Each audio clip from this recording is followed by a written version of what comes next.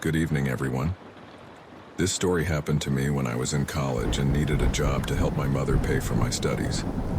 A friend from school told me his aunt and uncle were looking for a babysitter for their 6-year-old daughter to stay with her over the weekend because they had to leave town for work and couldn't take their little girl with them.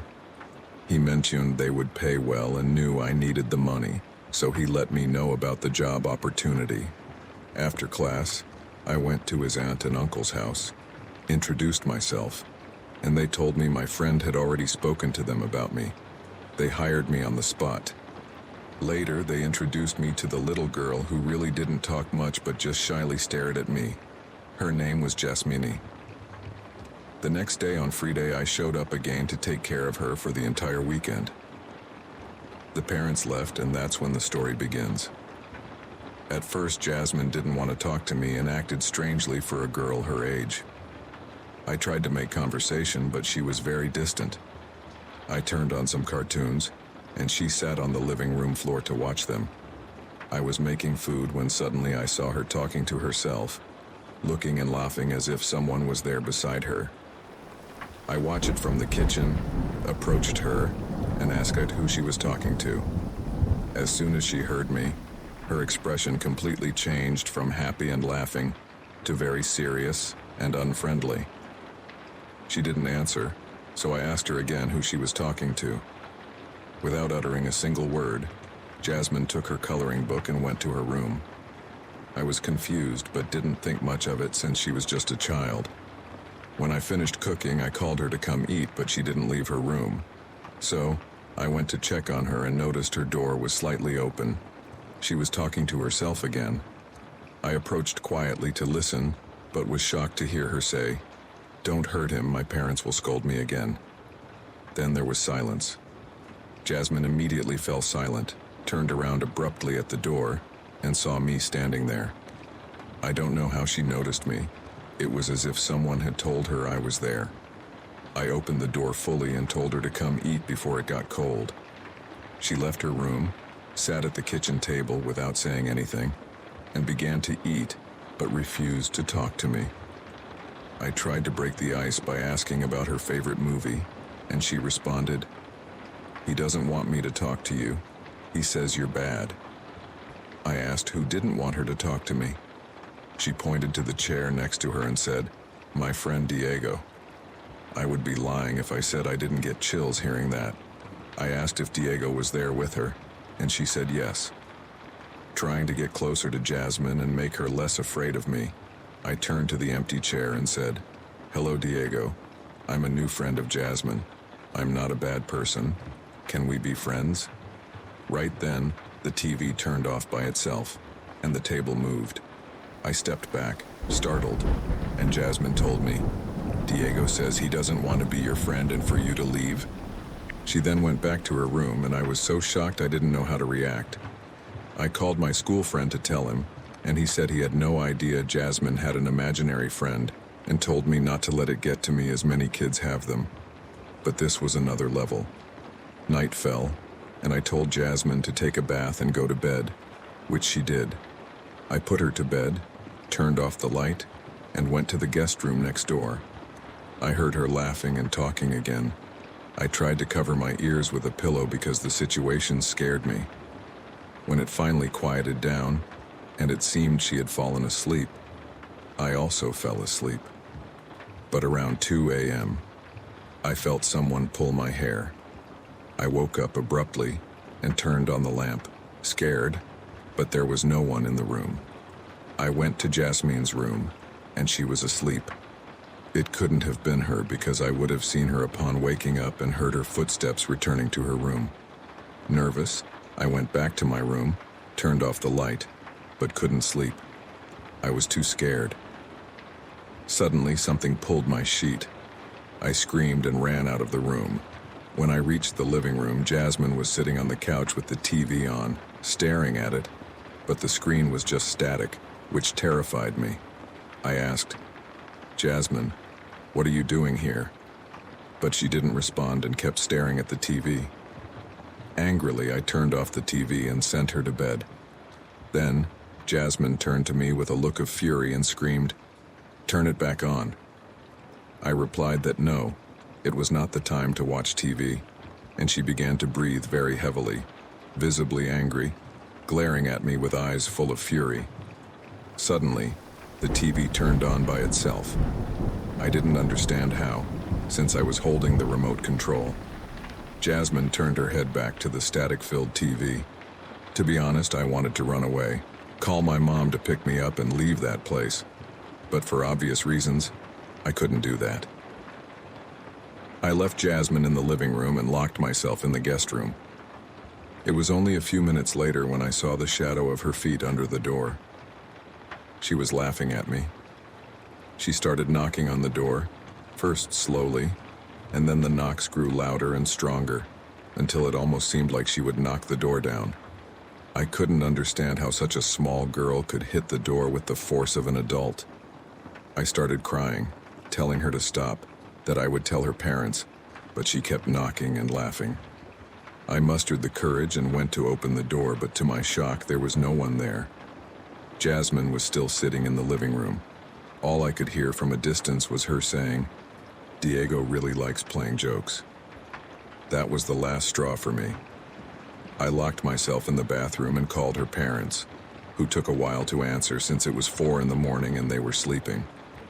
When the father finally answered, sounding alarmed, asking if something was wrong, I couldn't hold back my tears and told him everything that had happened. I apologized but said I could no longer stay there. All I heard was him telling his wife, "It happened again." Then he reassured me, "Don't worry, we're on our way back.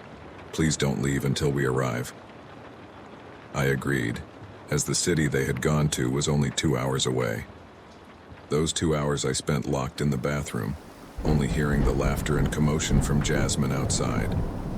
Well, at that point, I wasn't even sure if it was her.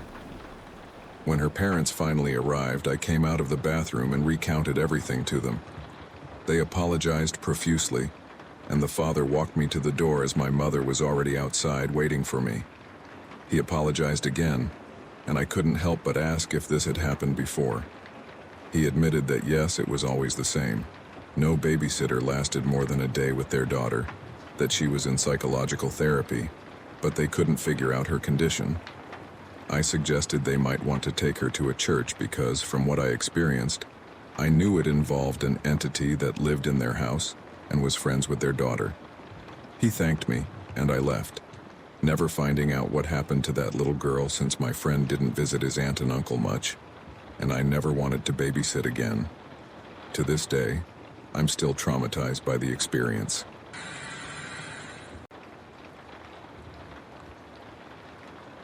Good evening, everyone. My name is Mariana, and I will share with you my story from when I worked as a babysitter. I hope you can share it as well.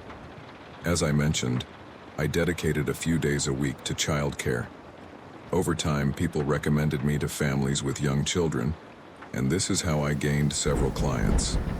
One day, a lady I'd been working for, taking care of her children, told me her friend needed a babysitter to look after her son for one day. Of course, I accepted happily and showed up for work on the day they told me. I arrived at the house and the lady introduced me to her son, telling me the little boy was very calm and would not be a problem. She gave me the schedule the boy had for doing his homework, watching TV, and going to bed. She was going to a wedding with her husband, so she would return late at night. After giving all the instructions, the parents left, leaving just the child, his little dog, and me in the house. Everything was normal until it was time to go to bed. The boy went to his bed and I stayed in the living room reading a bit since I was not yet sleepy. Suddenly, the little dog started barking very restlessly. He had his bed in the living room, but at that moment he approached the boy's room barking desperately, yet he dared not enter. Something there scared him. I immediately went to the boy's room because I was a bit worried. I knocked on the door twice, but the boy did not respond.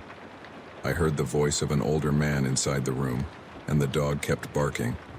I immediately opened the door and saw the boy back towards me, sitting on the edge of his bed speaking nonsensically. But what truly terrified me was not his voice. It was that of an adult man with a very deep voice. I moved closer to confirm what my eyes were seeing. I positioned myself in front of him, and the boy kept talking incoherently with that same adult voice. I shouted his name, telling him to snap out of it, but he continued speaking until he looked at me and stopped. Then, he got up from the bed and raised his arm as if wanting to touch me, started walking towards me, and spoke again with that voice. I ran out of the room and tried calling his parents, but they did not answer. The dog hid under the living room couch, howling and very scared. Suddenly, the boy came out of his room crying, now with his voice. I approached him and asked if he was okay. He told me it had happened again and that he was very scared. I hugged him and asked what had happened. He replied it was his grandfather. He could barely speak as he was still crying and very frightened until I managed to calm him down. His dog also ran towards him, no longer afraid. He told me it hadn't happened in a long time, but his deceased grandfather would take over him. That he was very mean, and he was very scared of him. I was very scared. Honestly, I asked if his parents knew, and he said yes, that they had brought a priest to bless him in the house and that it had been a long time since it had happened, that his grandfather was very mean, and he was always scared of him. In other words, he told me that when his grandfather passed away, he began to manifest through him. After a while, his father returned the call and I told him what had happened. They immediately came home, hugged their son, and at the same time apologized for everything that had happened. The parents confirmed what the little boy had told me. The lady mentioned that her father-in-law in his last years had been involved with a woman known to be a witch. They were sure her actions had caused his death, and he did not pass peacefully, but they did not know why he chose their son to manifest. Completely impressed by the situation, I said goodbye to the family, telling them not to worry, that I wouldn't say anything, and then I left. I never heard from that family again, and honestly, I did not wish to. I hope nothing like this ever happens to anyone else, because if I felt a great deal of fear, I cannot imagine what the poor child felt.